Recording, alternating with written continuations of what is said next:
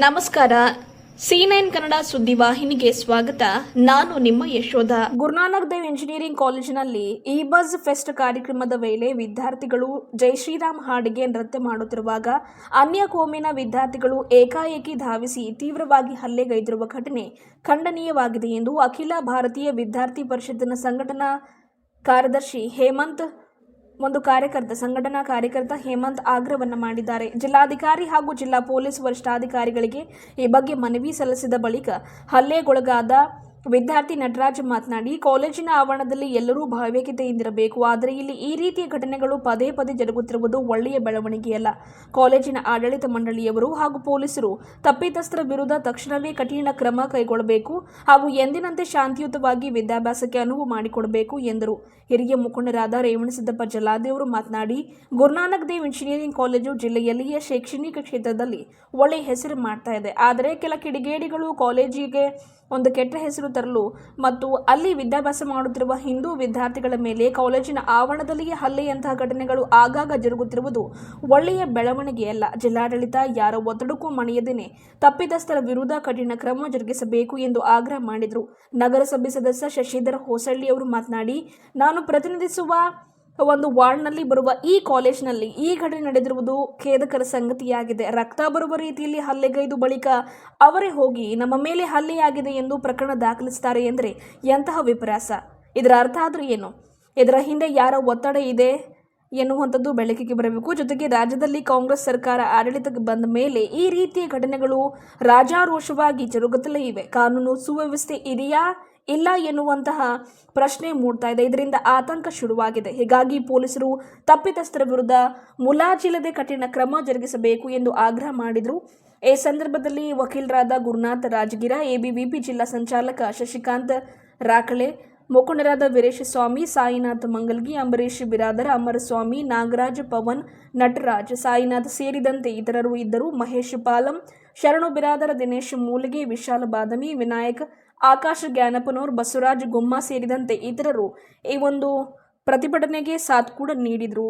ವರದಿಗಾರರು ರೋಹನ್ ಮನೋಹರ್, ಬೀದರ್.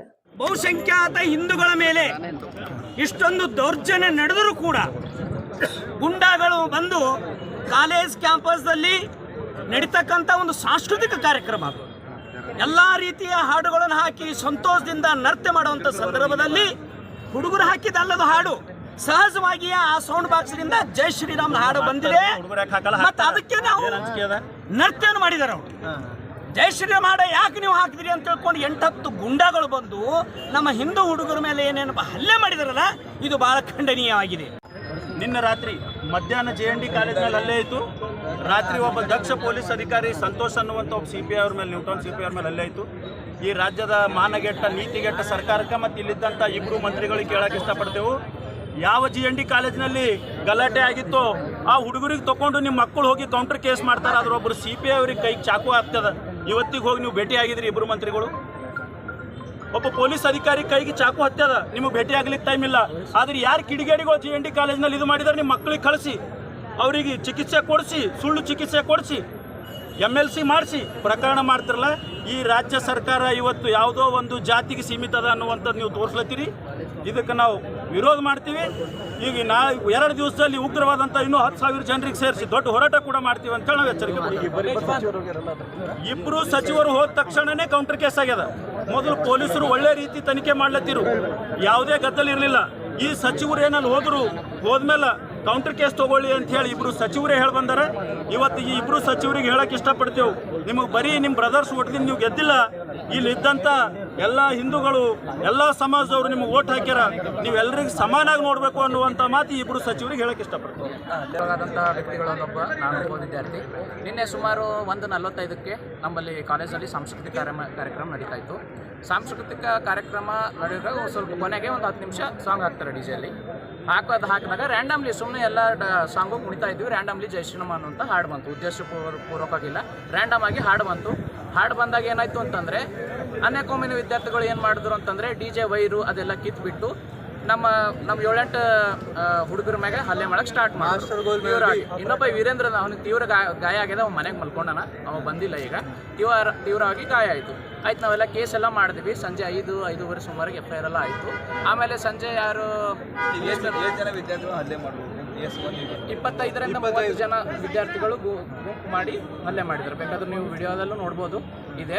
ಸಂಜೆ ಏನಾಯ್ತಂದ್ರೆ ಅವರು ಮತ್ತೆ ನಮ್ಮ ಮೇಲೆ ಕೇಸ್ ಮಾಡಿದ್ರು ಸರ್. ಹಲ್ಲೆನೂ ಮಾಡೋದು ಅವರೇ, ಕೇಸ್ ಮಾಡೋದು ಅವರೇ.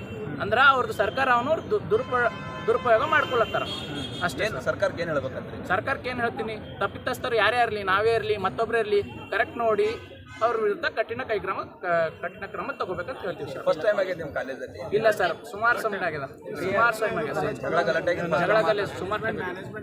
ನಿಮ್ಮ ಹೆಸರು ಹೇಳಿ, ಟೆನ್ಷನ್ ತಗೊಂಡು ಆರಾಮಾಗಿ ನೀವು ಟೆನ್ಷನ್ ಹೆಚ್ಚಿಗೆ ಆರಾಮಾಗಿ मैं सेम कॉलेज से पढ़ता हूँ। कन्नड़ा सेम ग्रुप हर बार वही अटैक करते हैं। सबको पता है कौन है वो। रहने के बाद भी कॉलेज कुछ भी एक्शन नहीं ले रहा उनके खिलाफ, ना डिसमिस करे या फिर सस्पेंड नहीं करे, कुछ भी नहीं, रेस्ट्रिकेट नहीं करे। स्टूडेंट्स अंदर आके रौडी कर रहे, NSUI करके एक कमेटी बना के उनके लीडर्स बना के स्टूडेंट्स को पॉलिटिक्स में क्यों घसीट रहे? पॉलिटिक्स क्यों आ रहा एजुकेशनल इंस्टीट्यूट में? यहाँ पढ़ने आते बच्चे, यहाँ पूरे हम सेकुलर बन के हिंदूस हम चुप बैठ रहे और मुस्लिम्स करते वही, फिर वही लड़ने आते, फिर FIR भी हमारे खिलाफ करते। इसका जवाब कुछ भी नहीं है। कॉलेज के मैनेजमेंट कुछ भी इंसाफ नहीं कर रहा है। रिलीजियस नहीं है तो साफ उनको भी उतना ही प्रायोरिटी देते, हमको भी उतना ही प्रायोरिटी देते। एंड गलती हमारा नहीं था। DJ वाले रहते, जय श्री राम लगाते, सुनना नहीं है तो बंद कराओ। बंद कराने का तरीका ये नहीं होता। अगर हम लड़ने बैठे ना, कुछ नहीं होता यहाँ पे। हम जमा नहीं हो रहे करके यहाँ पे ये सब मजा करे ना आप लोग। ನಾವು ಶಾಂತಿ ಸಹಬಾಳ್ವೆಯಲ್ಲಿ ನಂಬಿಕೆ ಇಟ್ಟವರು. ಇನ್ ಕೇಸ್ ನಾವು ಜಾಯಿಂಟ್ ಆಗಿ ನಾವು ಆಕ್ಷನ್ ತಗೊಂಡ್ರು ಪೊಲೀಸ್ ಆಗ ಬಿ ಬರಬಾರ್ದು, ಹಿಂಗೆ ಸಪೋರ್ಟ್ ಮಾಡ್ಬೇಕು. ಈಗ ಸಪೋರ್ಟ್ ಮಾಡ್ಲತ್ತಿಲ್ಲ, ಆಗ ಬಿ ಮಾಡಬಾರ್ದು. ಈಟೇ ಅದ, ನ್ಯಾಯ ಬೇಕು. ನಾನು ಎಂತರ ಲಾಸ್ಟ್ ಇಯರ್ ಆಫ್ ಇಂಜಿನಿಯರಿಂಗು. ಇದು ನಮ್ಮ ಕಾಲೇಜ್ನ ಇವಾಗ ಆಗ್ಲತ್ತಿಲ್ಲ, ಏನಿಲ್ಲ ಅಂದ್ರೂ ಎಂತರ ಒಂದು 2 ವರ್ಷದಿಂದ ಆಗ್ಲತ್ತವ. ನಮ್ಮ ಹಿಂದೂ ಹುಡುಗರ ಮೇಲೆ ತೋಲಲ್ಲಿ ಎಂತರ ಅವ್ರು ಇದು ಮಾಡತ್ತಾರ, ಅವರು ಎಂಥರದ್ದು ಪಾಯಿಂಟ್ಔಟ್ ಮಾಡತ್ತಾರ. ಜಸ್ಟ್ ನಾವು ಬಿಕಾಸ್ ಆಫ್ ಅದು ಒಂದು ಜೈ ಶ್ರೀರಾಮ್ ಹಾಡು ಹಚ್ಚಿದಕ್ಕೆ ನಮಗೂ ಹೊಡೆದಾರ, ಲೆಕ್ಚರಿಗೆ ಹೊಡೆದಾರ, ಎಲ್ಲರಿಗೂ ಹೊಡೆದಾರ. ಇದಕ್ಕೆ ನಮಗೆ ಏನರ ಒಂದು ನ್ಯಾಯ ಬೇಕು. ಏನಾಯ್ತು ಘಟನೆ? ಹೆಂಗಾಯ್ತು? ಶುರು ಏನಾಗಿತ್ತು? ನಾವು ಎಂತ ಒಂದು ಜೈ ಶ್ರೀರಾಮ್ ಹಾಡು ಹಚ್ಚಿ ನಾವು ಡ್ಯಾನ್ಸ್ ಮಾಡ್ತಿದ್ವಿ. ಆಮೇಲೆ ಅವ್ರು ಬಂದು ಅದು ಇದು ಹೊಡೆದಾಕ್ ಬಿಟ್ಟರು, ಅದು ಟೇಪ್ ರೆಕಾರ್ಡ್ ಬರ್ಬಿಟ್ರು, ಲೆಕ್ಚರ್ಸಿಗೆ ಹೊಡೆದ್ರು, ಅಲ್ಲ ಹೋಗ್ಬಾರ್ದು ಅಂದ್ರು. ಆವಾಗ ನಾವು ಏನೂ ಅಂದಿಲ್ಲ ಅವ್ರಿಗೆ. ಅಂದ್ರು ನಾವು ಜೈ ಶ್ರೀರಾಮ್ ಅಂದಿದ್ದಕ್ಕೆ ಇದು ಅಂದ್ರು. ಇದೇನು ಪಾಕಿಸ್ತಾನನಾ? ಇಲ್ಲ, ಇಂಡಿಯಾ ಇದು. ನಾವು ಜೈ ಶ್ರೀರಾಮ್ ಅಂತೀವಿ. ಸೊ ನಮಗಿದು ನ್ಯಾಯ ಬೇಕು. ಅವ್ರಿಗೆ ಎಲ್ರಿಗೂ ನಾವು ಜೈಲಲ್ಲಿ ಹಾಕಿದ್ರು, ಅವ್ರು ಹೊರಗಡೆ ಇದ್ದಾರೆ ಇವತ್ತು. ಇದಕ್ಕೆ ಏನು ಮಾಡ್ಬೇಕು ನಾವು? ನಮ್ಗೆ ಯಾರ್ದಾದ್ರೂ ಒಂದು ಸಪೋರ್ಟ್. ವಿದ್ಯಾರ್ಥಿಗಳಿದ್ರು ಹಲ್ಲೆ ಮಾಡಕ್ಕೆ ಎಷ್ಟು ಜನ ಗುಂಪು ಬಂದಿದ್ರು? 15-20 ಜನ ಇದ್ರು. ಸೊ ನಮಗೆ ಇದಕ್ಕೆ ನ್ಯಾಯ ಬೇಕು. ಅವ್ರಿಗೆ ಎಲ್ಲಿವರೆಗೆ ಒಳಗೆ ಜೈಲ್ ಒಳಗೆ ಹಾಕಿ ಅರೆಸ್ಟ್ ಮಾಡಲ್ಲ, ಅಲ್ಲಿವರೆಗೆ ನಮಗೆ ನ್ಯಾಯ ಬೇಕಿದು. ಹಿಂದೂ ಪಾರ್ಗಳ ಮೇಲೆ ಇದು ಬೇಕಂತ ಅವ್ರು ಎಂಥ ಇದು ಮಾಡಿ ಎಂಥದ್ದು ಟಾರ್ಗೆಟ್ ಮಾಡಿ ಬೇಕಂತ ಮಾಡತ್ತಾರೆ ಇದು ನಮ್ಮ ಕಾಲೇಜ್ನ. ಸೊ ನಮಗೆ ಇದು ಏನು ಸೆಕ್ಯೂರಿಟಿ ಇಲ್ಲ ನಮ್ಮ ಕಾಲೇಜ್ನಾಗ. ಹಿಂದೂ ಹುಡುಗರಿಗೆ ಬೇಕಂತ ಮಾಡ್ತಾರೆ, ಲೆಕ್ಚರ್ಸಿಗೂ ಹೊಡೆದಾರೆ ನಮ್ಮ ಕಾಲೇಜ್. ಅವ್ರು ಏನೂ ರೆಸ್ಪಾನ್ಸ್ ಮಾಡತ್ತಿಲ್ಲ. DJ ಇಲ್ಲಿಗಲ್ ಇಲ್ಲತ್ತಾರ, 3rd ಕ್ಲಾಸ್ ಮ್ಯಾನೇಜ್ಮೆಂಟ್. ನನ್ನ ಹೆಸರು ನಿಖಿಲ್ ಪಾಟೀಲ್. ಬರ್ರಿ.